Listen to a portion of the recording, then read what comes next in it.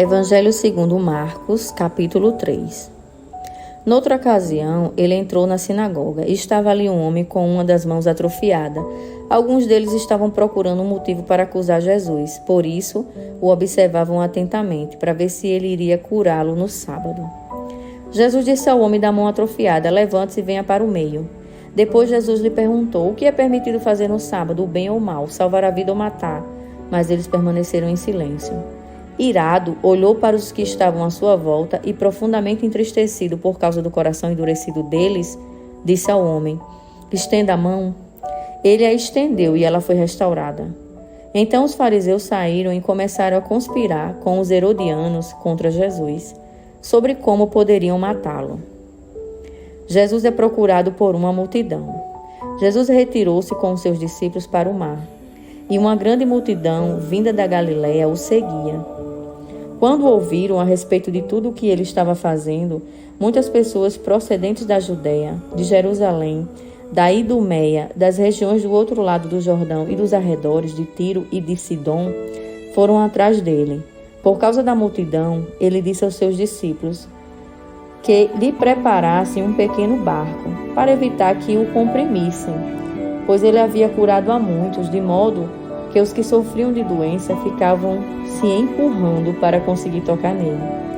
Sempre que os espíritos imundos o viam, prostravam-se diante dele e gritavam: tu és o Filho de Deus. Mas eles lhe davam a ordem severa para que não dissesse quem ele era. A escolha dos 12 apóstolos. Jesus subiu a um monte e chamou a si aqueles que ele quis, os quais vieram para junto dele. Escolheu 12, designando-os apóstolos, para que estivessem com ele, os enviassem a pregar e tivessem autoridade para expulsar demônio.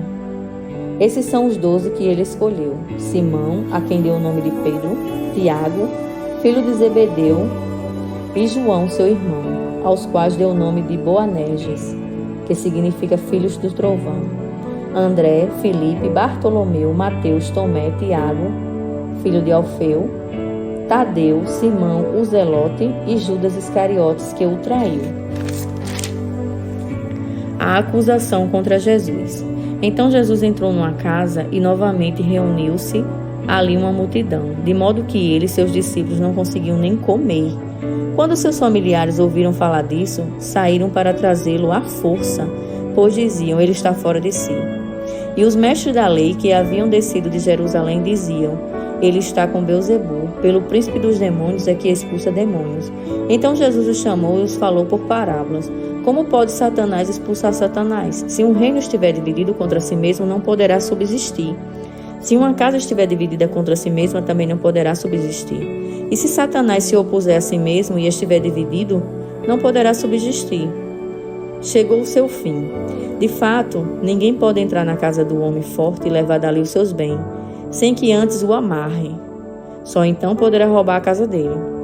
Eu lhes asseguro que todos os pecados e blasfêmias dos homens serão perdoados, mas quem blasfemar contra o Espírito Santo nunca terá perdão, é culpado de pecado eterno.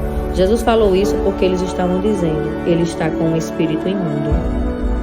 A mãe e os irmãos de Jesus. Então chegaram a mãe e os irmãos de Jesus. Ficando do lado de fora, mandaram alguém chamá-lo. Havia muita gente assentada ao seu redor e lhe disseram: tua mãe e teus irmãos estão lá fora te procurando. Quem é minha mãe e quem são os meus irmãos? Perguntou ele. Então olhou para os que estavam assentados ao seu redor e disse: aqui estão minha mãe e meus irmãos. Quem faz a vontade de Deus, este é meu irmão, minha irmã e minha mãe.